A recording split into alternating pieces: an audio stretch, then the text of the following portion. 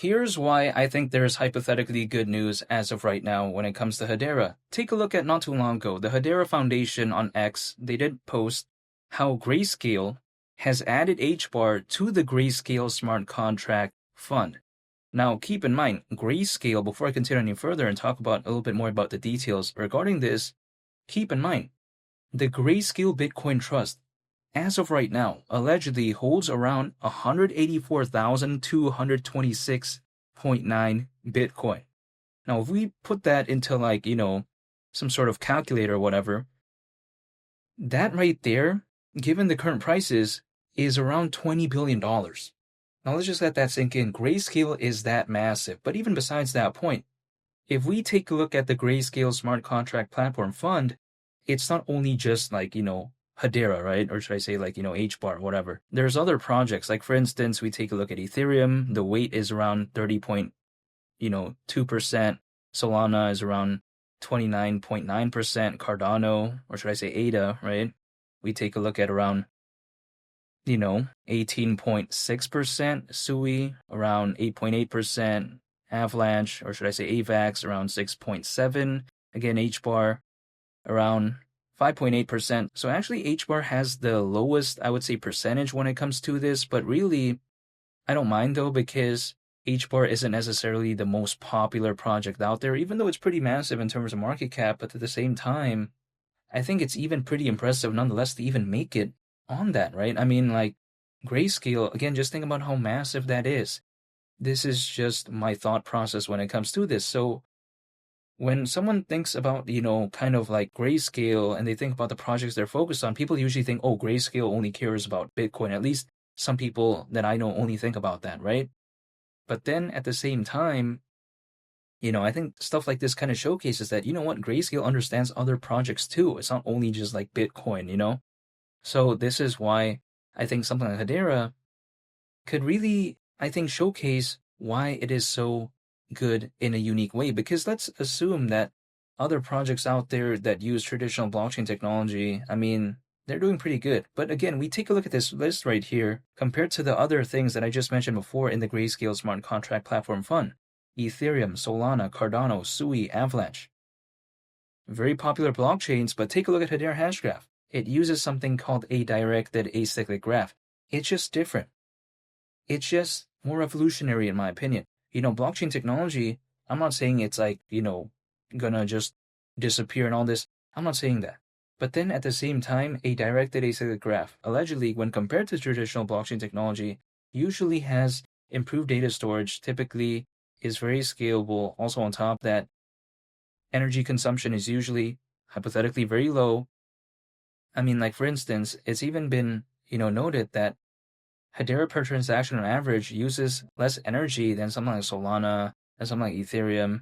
So when I take a look at Hedera, I just don't see why it wouldn't be on here, because some people out there, they complain and they're like, oh man, HBAR shouldn't have been on there. And I get it, again, HBAR isn't the most popular project out there, but I still like this nonetheless, because I think this kind of showcases that Hedera isn't just sort of, some random project that's not really doing anything. And also, we have to consider that when it comes to HBAR, at least Kraken made a post on X. Now, Kraken's a very massive exchange, but they posted that July 10th, they say HBAR. Will it hypothetically get listed when it comes to Kraken? Now, only time will tell. I'm going to have to see July 10th, but I like that when they make it, post like that.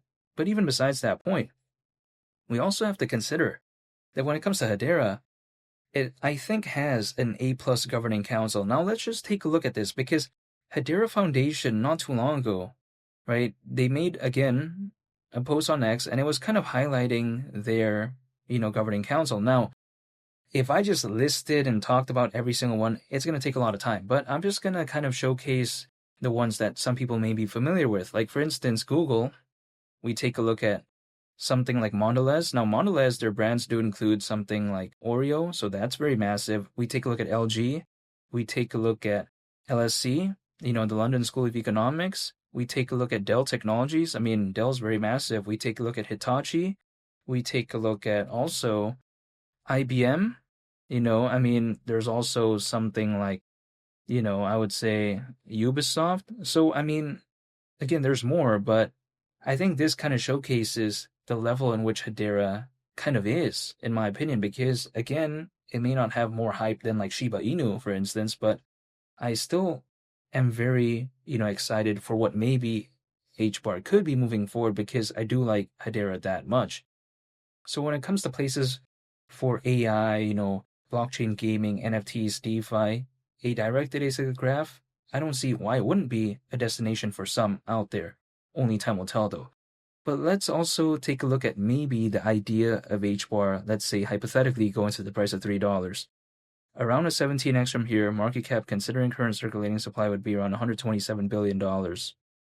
I mean, come on. BNB reached over 100 billion back in 2021 in terms of market cap, and that was years ago. But again, even though, I'm not saying that HBAR has more fans than BNB, but then at the same time, what's more revolutionary? This is just my perspective. So right now, with over 600 million crypto owners, with the hype about the Bitcoin ETF, the Ethereum ETF, with the number of enterprise adoption, I would say, or the amount of, I should say again, let me rephrase that. But with all that, are we saying that with factors that could hypothetically look way more bullish than back then, this is too much to ask for? This is just my perspective. Even if, let's say, right, HBAR just went to the price of $1, which I get it is over 5x from here.